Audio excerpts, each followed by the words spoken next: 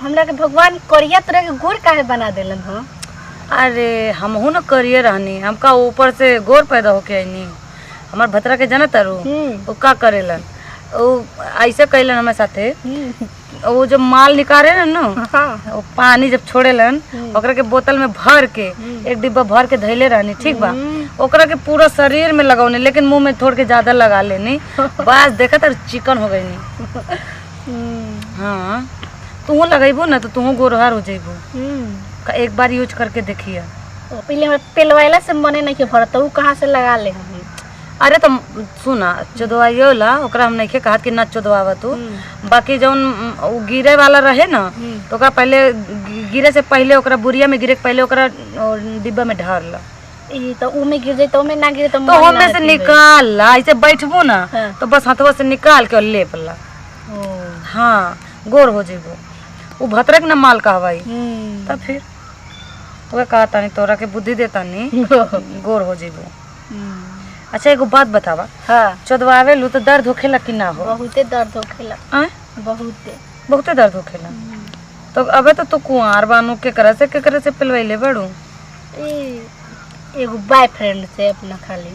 हाँ तो बढ़िया से करेला कि ना? बहुत अच्छा करेले। बढ़िया से चोदेला कि ना? हां ओकर लंड मोट ओट बा कि ना? इतना बड़का है।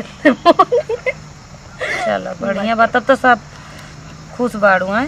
लंड से तो मतलब खुश है बाड़ू। और का चाहे एगो सोचता नहीं कि बड़ो मतलब बॉयफ्रेंड नीमन तो कैसे मन भर गइल बा तो दूसर कहला।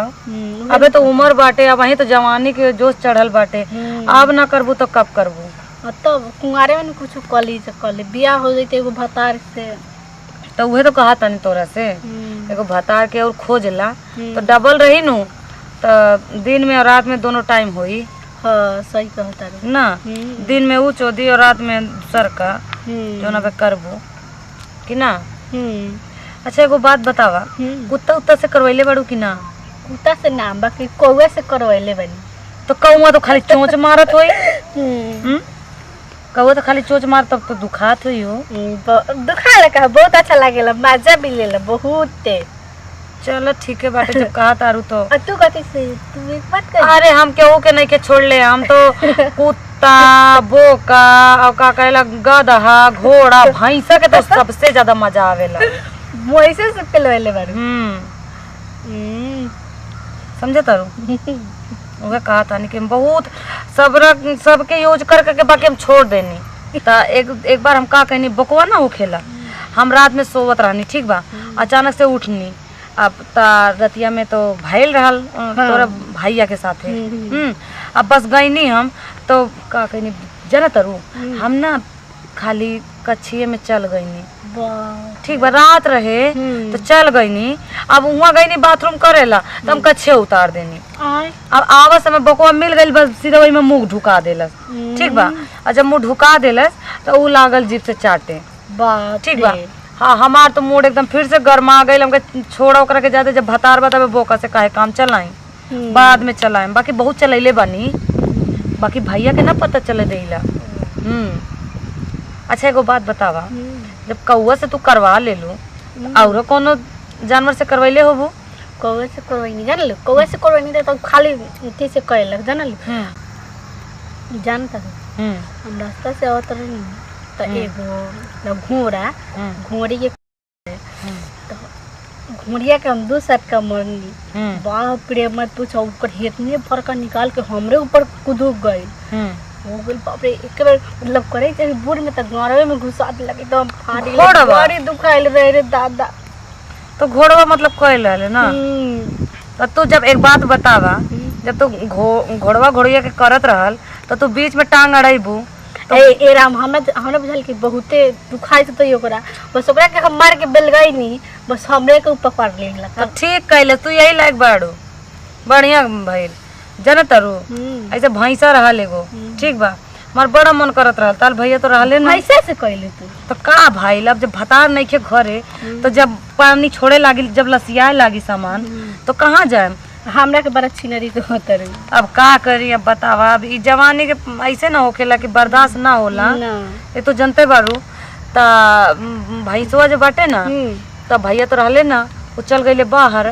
तो हम का कहनी कि बड़ा मन करत रहे, बस भैंसों के सामने चल गए खोल के उघार के, अब बस वो चाटल शुरू कर दिलस। ठीक बा, चटनो कइला। हाँ, अजीब से चाटे चाटे बस। जीभ तो इतने बड़का होखेला, तो उतना बड़का का कम बड़का होखेला, बहुत ना बाटे हमरे ला। बस अब वो का कहले, तब जब खड़ा हो गई, पहले तो खड़े नहीं खे होकत रहल, बस ओकर पिछवा गई सूड़े लगनी ऐसे ऐसे, तेल हाथ में रहल हमरा, बस वही लगा लगनी। बस ओकरे से बाप रे बाप, ओकर इतना लंबा है तो चुके मोट हो गई। अब वो का कहले सब बस पीछे में ढुकाना में, वो बड़ा मजा आयल, बड़ा करवाइनी। हाँ, आगे में करवाइनी, पीछे में करवाइनी, मुँह में ढुकैनी, बड़ा मजा आयल। बाकी बहुत मजा आवेला, तू करवा के देखिए एक बार। लेकिन मुझे तो डर लागेला, अब मुंह में चूसलू कि ना। अरे ओकर तो बात है ना, छोड़ा कहानी ना तोरा से, मुँह में करवाइनी, मुँह में धरवाइनी, वो मेन जगह पर तो पानी ना छोड़लस, बाकी मुंह में जरूर छोड़ देलस। बाकी का कोही बड़ा मजा आवेला। अच्छा एगो बात बताई, तू गाछी वाछी में मरवैले बाड़ू कि ना? ऊख के खेत में मरवैले बानी। ओ, तो मतलब आदमी से मरवैले बाड़ू कि फिर कोनो जानवर? बॉयफ्रेंड से अपना, बॉयफ्रेंड से। भैंसा से मरवैले बाड़ू ना? भैंसा से सोचा तनी मरवावेला, मतलब अबे सोचा तारू। ठीक बा, तू सोच ला, बाकी के एक बार करवा के जरूर देखिए। तू तो करवाइए ले बाड़ी। हाँ, हम तो करवा ले बारी, तब जब मन करेला तब चुपचाप चल जाइला रात में, तब मुंह में धर के कर करा के चल आइला। हाँ, अब तो भैया आवे वाला बाड़े, अब तो उनके लंड हमरा बहुत बाटे। बाकी उहो के ना कोनो के खियावा के अबै थी तब का करबू? वो कोनो बात नहीं के हम ऐसा ना उनके सामने आधा दिखाए हम कि बाप रे बाबू तो अपने यहाँ पे पानी पानी छोड़े लगे हैं। सही कहता रू, तू तो इतना ना आइटिंग मारल हो कि तोरा पर लाखों दीवाना मरला। अरे उहे तो सच कहता रू। ए बाबे, अब सोचत आने कि 2-3 दिन आवे में बाटे, तो सोचत एक गाछ वाछ देखम जाके वहीं मारम, बस पे लिया दे हम, फाटो तो फाटो, बाकी करे बिना माने ना। अबे 2-3 दिन ना बावे के। तू आदमी का, तू तो मतलब अगर कोनो जानवरों के सामने तू अपन एक बेर एथी कह देबू तो उहो तोरा पे फिदा हो जाई। अरे हम तो चीजें ऐसन बानी हो, हमरा के तो केहू देखेला सब लट्टू हो जाएला। सही बात का। सुना तारू बबनी, तू बाकी हमरे ला मत चुदवैया फरवैया ना, तो ता उमर जौन है सफा देखा तारू ना, ये सब गायब हो जाए है, सब बूढ़ एकदम। अबे हेतना बाटे हेतना फैल के हो जाई, गांड हेतना बाटे तो हेतना में हो जाई, बुझे तारू।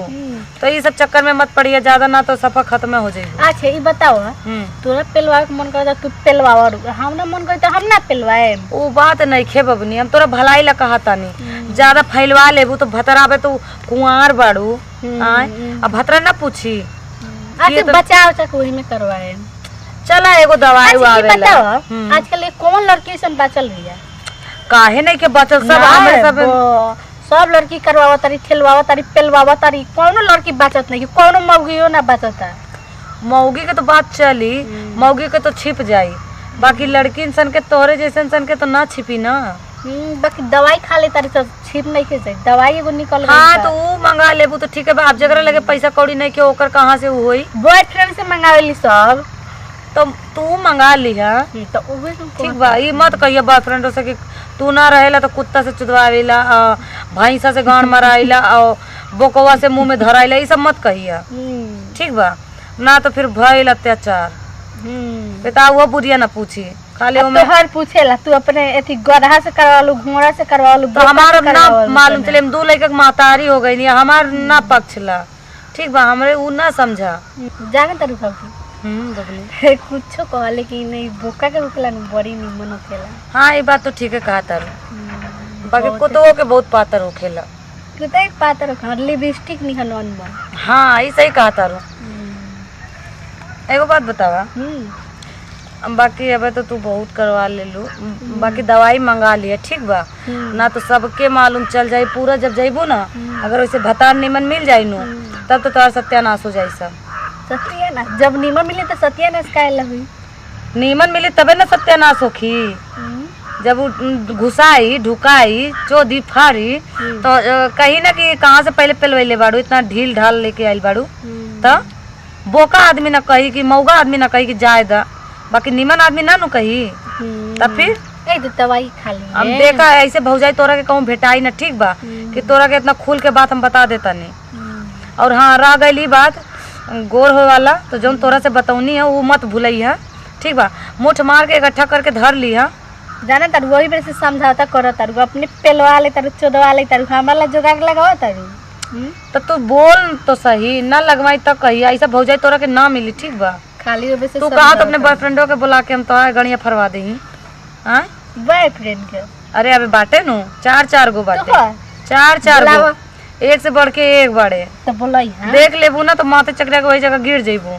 देख के ओकर इतना लंबा इतना मोट के देख के तोर तो माथे फेल हो जाई। हम तो हेत ना बड़का बड़का चल जाई तो फेले ना होय, तू कोई तारी हेत ना बड़का। आयो दादा छतिया तो बोलू कि ना हमरा ऐसा चाहिए कि पेली मजा से एकदम पूरा मन भर और चुची उची सब दाबी अच्छा से करी। आई हो दादा ऐसा तो हम कबो ना सोचनी बबनी, कबो ना सोचलू, बाकी पहले हो जाते तो कहाँ से सोचे।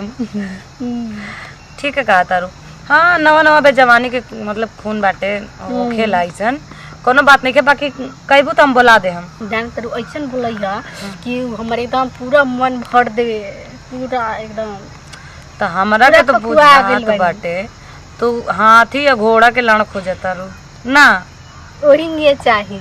चल ठीक बाटे वैसे खोजम तो वैसे बबनी होखेला आदमी मर्द लोग होला ना। हाँ जिद्दे से एकदम तगड़ा तो तगड़ा होखेला नौकर होखेला। अरे तो बढ़िया हम खोज के ले आए, इतना लंबा इतना मोट के ढुकावे तो फटिए जाए एक बार में, तब बुरी हाथे ना आवे। बुरचो दो ए बुरचो दो चला बहुत हो गए चोदवाइल फरवाइल ना, क्यों अगर सुनत रही ना जैसे जैसे बतिया तारू तो है नहीं पकड़ के तोरा के चोद दी तब भोसड़ियो फाट जाए।